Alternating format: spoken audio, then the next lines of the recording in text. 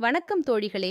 இன்றி நம்ம வீட்டிலே நம்ம அம்மாவும் பாட்டியும் அடிக்கடி செய்து கொடுத்த ஒரு அருமையான பாரம்பரிய ரெசிபியை பார்க்க போகிறோம். அது என்ன தெரியுமா? நெல்லிக்காய் துவையல். நம்மில் பல பேருக்கு நெல்லிக்காய் நல்லது என்று தெரியும். ஆனால் அதை வாரம் ஒரு முறையாவது உணவில் சேர்த்துக் கொள்கிறோமா என்றால் கொஞ்சம் யோசிக்க வேண்டிய விஷயம். அதனாலதான் இன்று சுவையாகவும் ஆரோக்கியமாகவும் இருக்கும் இந்த நெல்லிக்காய் துவையலை எப்படி செய்வது என்று பார்க்கலாம். இதற்கு தேவையான பொருட்கள்: பெரிய நெல்லிக்காய் 3, காய்ந்த மிளகாய் 5 முதல் 6, உளுத்தம் பருப்பு 2 டீஸ்பூன், கடலை பருப்பு 1 டீஸ்பூன், பெருங்காயம் சிறிய துண்டு, புளி, உப்பு மற்றும் நல்லெண்ணெய். பாருங்க தோழிகளே, வீட்டிலேயே இருக்கும் சாதாரண பொருட்கள்தான். ஆனா இதோட சுவையும் சத்தும் அசாதாரணம். முதலில் ஒரு வாணலியில் நல்லெண்ணெய் ஊற்றிக்கொள்ளுங்கள். அதில் உளுத்தம் பருப்பு, கடலை பருப்பு சேர்த்து பொன்னிறமாகும் வரை வறுத்து கொள்ளுங்கள். பிறகு காய்ந்த மிளகாய், பெருங்காயம் சேர்த்து நல்ல மணம் வரும் வரை வதக்குங்கள்.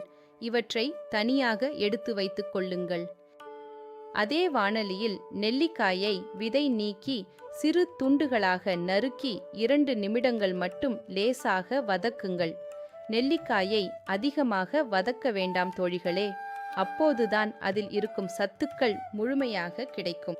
இப்போது வறுத்த எல்லா பொருட்களையும் மிக்சியில் போடுங்கள். அதோடு புளி, உப்பு சேர்த்து மிக குறைவாக தண்ணீர் ஊற்றி கொஞ்சம் கரகரப்பாக அரைத்து கொள்ளுங்கள். அவ்வளவுதான், நம்ம சுவையான நெல்லிக்காய் துவையல் தயார். சூடான சாதத்தில் ஒரு ஸ்பூன் நல்லெண்ணெய் அல்லது நெய் சேர்த்து இந்த துவையலை கலந்து சாப்பிட்டு பாருங்கள். அதன் சுவையே தனி ருசி. இட்லி, தோசை, அடை, கம்பங்கூழ், ராகி களி எதற்கும் அருமையான சைட் டிஷ்.